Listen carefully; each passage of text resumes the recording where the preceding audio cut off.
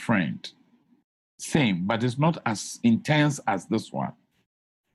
Then one you would call an acquaintance, equally distant from that of the friend and furthest away from that of a close buddy.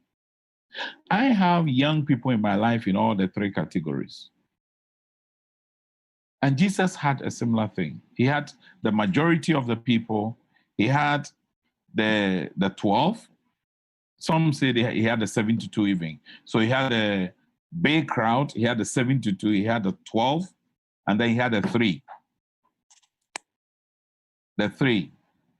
We also can use Jesus' model in this as we build the relationship.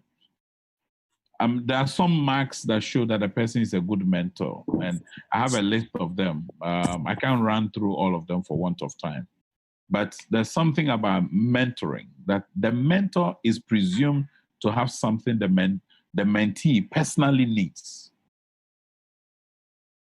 The mentor also cultivates and nurtures the mentoring because it rises and falls with you. You are the driver.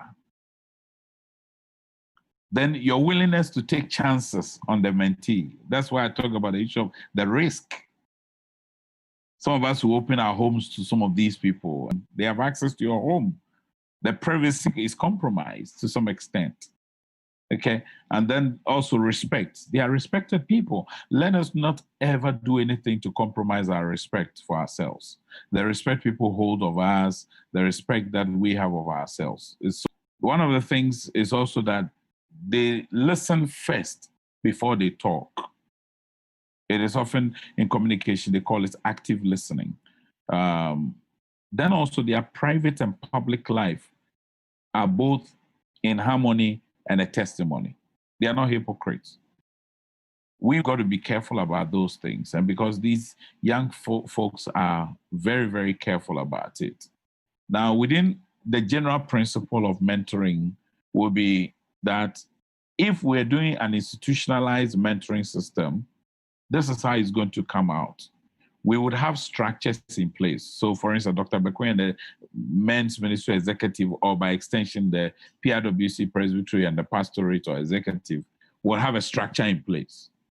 Now, that structure helps accountability to follow through to see that people are doing what they are supposed to be doing.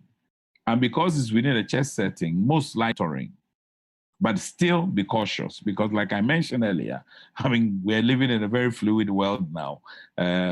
It's not only females getting attracted to males, but we're also having the same ones, which is also becoming a major problem.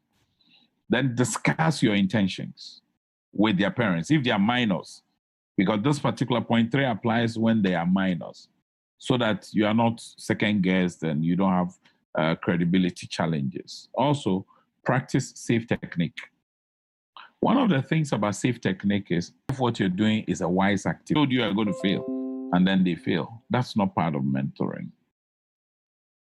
Paul Stanley, who is also a great author when it comes to mentoring, has what he calls the 10 commandments of mentoring. That I'll run through. He says, first, establish the mentoring relationship. So important. Second, agree on the purpose for which you are relating. Thirdly, determine how regular your interactions will be. I have people I'm mentoring via Zoom. Since February, I have not done face-to-face counseling. And it's intentional. I will resume all those in the 3rd week of August, including attending church from 3rd week of August. Now, determine 20 hours. The type of accountability. You see, some accountability will include other persons, but some is just between you and the person. So determine it. Set up a communication mechanism. Are we going to do WhatsApp? If you call me one and I'm not picking, send me a text or send me a WhatsApp, send me a messenger or a tweet. Or you've got to have communication protocols. It's so important. Thirdly, clarify the level of confidentiality. So important in mentoring. Set the life cycle of the relationship. You see, some relationships will grow. The person is a student now. You're going to work with them as they do national service, as they start job. When they marry, you want to pull off. You reduce the intensity. Maybe they will now become acquaintance and get somebody else to replace them at the friendship or close buddy level.